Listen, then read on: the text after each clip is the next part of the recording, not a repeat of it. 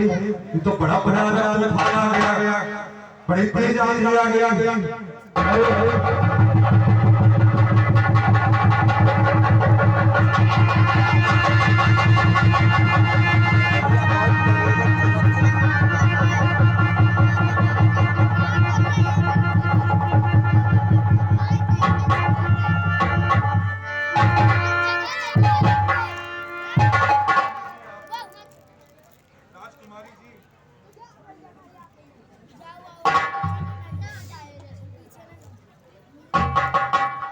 राजकुमारी जी, मेरे लकड़ी से आपको कोई आघात तो नहीं हुआ? नहीं, मुझे कुछ नहीं हुआ।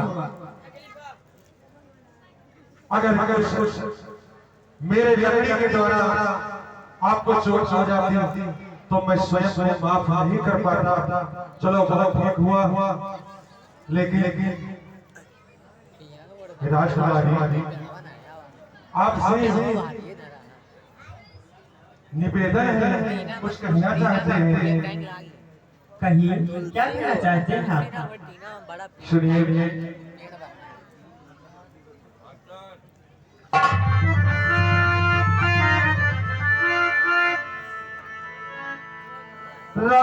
राजकन्याओं सब लग रही आप है, किसकी बेटी हो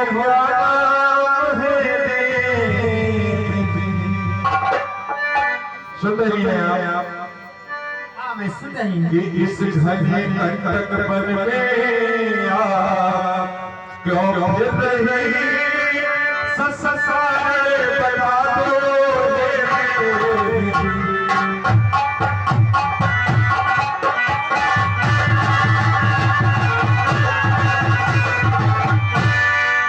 इस घने कंटक पर में आप क्या कर रही?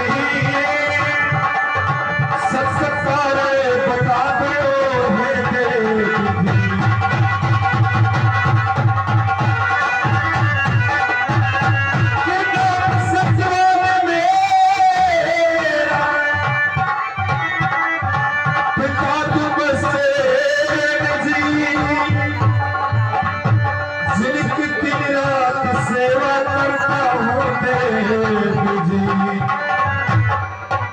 काट का बल में लकड़ी प्रभुरी मर्जी यही बेच कर लकड़ी से भोजन है।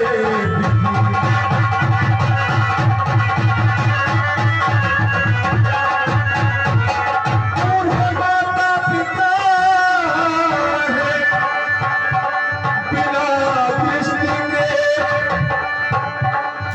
एक में ही सहारा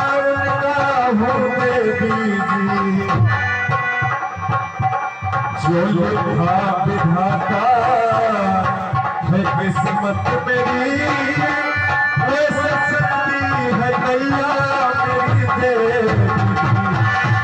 जैसे लिखा है किस्मत विधाता मेरी, वैसे सकती है नैया मेरी देवी।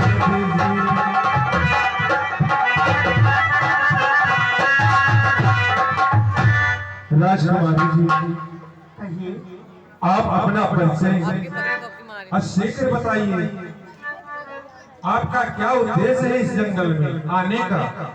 हाँ, अवश्य बताऊंगी। मेरा नाम सावित्री है। मेरे पिताजी ने अनेकों वर ढूंढे मेरे लिए, लेकिन उन्होंने कोई वर नहीं पाया। इसीलिए मेरे पिताजी ने मुझसे स्वयं कहा कि बेटी जाओ और तुम अपने मन का वर ढूंढ लो।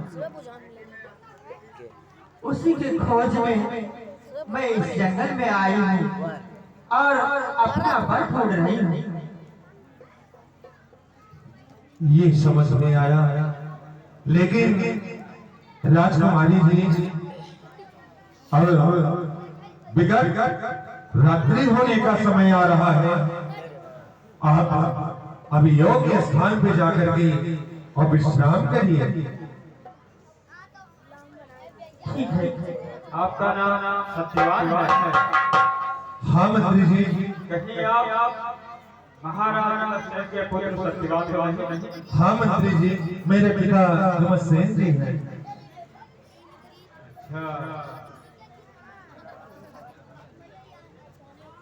अच्छा, क्या आप मेरे पिता के बारे में जानते हैं? मैं आपने बताया वही जान पाया, आगे की बात मैं नहीं जानता हूँ। अब आप बता रहे हैं तो मैं भी जान पाया कि आप कहां से हैं, कौन आपके पिता हैं। लेकिन मंत्री जी, मेरे पिता राज्य और नगर पूरे सेवा में अपने तत्पर रहते थे और अचानक चंद्रसेन ने आक्रमण कर दिया और वो आकर के हमारे पिताजी का राज्य और भंडार सारा कब्जा कर लिया। हम लोग किसी तरह से अपना जान बचा करके और महामुनि गौतम ऋषि के आश्रम पर जाकर के शरण लिए। अब मेरी दिनचर्या है कि मैं जंगलों से लकड़ी काट करके और अपने माता पिता का भोजन पान एवं सेवा करते हैं, और मेरे लिए कोई अन्य साधन नहीं है। यह मनुष्य मुझे सब गुणों से संपन्न लगता है, ज्ञानवान, बुद्धिमान। इससे अच्छा वर मेरे लिए इस संसार में और कोई नहीं हो सकता। मंत्रीवर, मैं इसी मनुष्य के साथ अपना विवाह करना चाहती हूँ।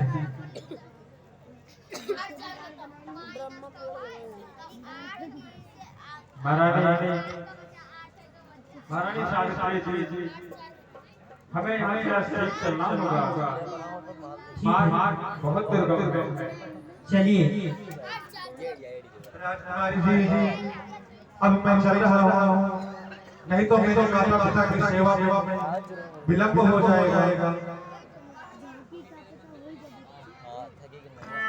हे नाथ, मैं आपसे कुछ कहना चाहती हूँ। जो कहना है राजकुमारी, अब सीधे कह दीजिए, मुझे बहुत विलंब हो रहा है। तुम ही मेरे मंदिर, तुम ही मेरी पूजा, कि तुम देवता हो।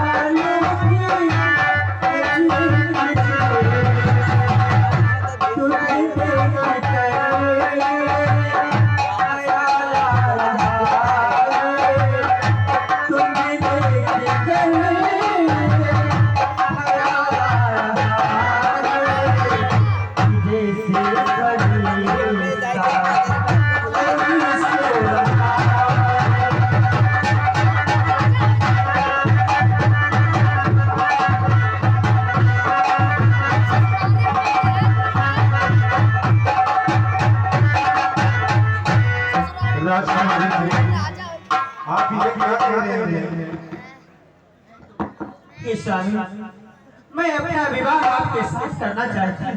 अरे राजकुमारी जी, आप राजकुमारी और मैं कहाँ एक लकड़हारा, ये क्या संभव है? नहीं स्वामी, ऐसा मत कहो। आप मेरे नाथ हैं, आप मेरे स्वामी हैं। मैं दासी हूँ, भिखारन हूँ, तुम भी मेरे देवता, मैं तुम्हारी पुजारी हूँ। राजकुमारी जी, ये बिल्कुल शोभा नहीं दे रहा है। मैं जंगलों में रोजाना लकड़ी काट के लेकर बाजार में जाता हूँ, बेचता हूँ, उसके बाद भोजन मिलता है। आप ये क्या कह रहे हैं? हे स्वामी, मैं हर दुख उठाने के लिए तैयार हूँ, लेकिन मैं अपना विवाह करूंगी तो आपके साथ। ये आप नाहक में अपने मन में संकल्प ले रहे हैं। ये बेटा संकल्प हटा दो अपने दिमाग से, ये शोभा नहीं देता है। राजकुमारी जी, ये आपको बिल्कुल शोभा नहीं देता है। नहीं स्वामी, मेरा विवाह होगा तो सिर्फ आपके साथ।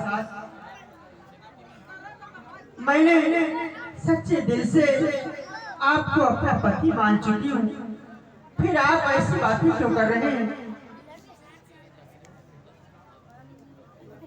राजकुमारी जी, ये संभव नहीं हो सकता है जो आप कह रहे हैं, हट कर रही हैं। मैं स्वयं मैं सिर्फ एक सेवक की तरह अपना माता पिता की सेवा कर रहा हूँ। मैं इसमें आपका कोई विचार नहीं कर सकता। इसके लिए आपको मेरे माता और पिता से आज्ञा लेना पड़ेगा। ठीक है स्वामी, मैं अपने पिता से कह करके और आपके माता पिता से कह करके और मैं अपना विवाह करूंगी आपके साथ। ठीक है राजकुमारी, मैं समझता हूँ वो बहुत बहुत विलंब हो जाएगा। माता पिता मेरा इंतजार कर रहे होंगे। ठीक है स्वामी, जाइए।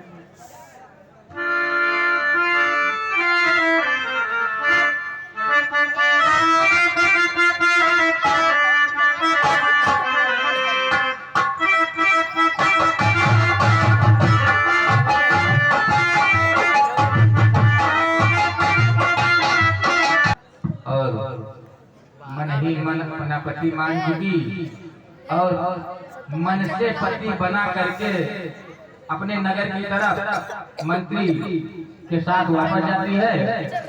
इधर पुत्री की याद में महाराज अश्वपति और महारानी दोनों बैठे हैं।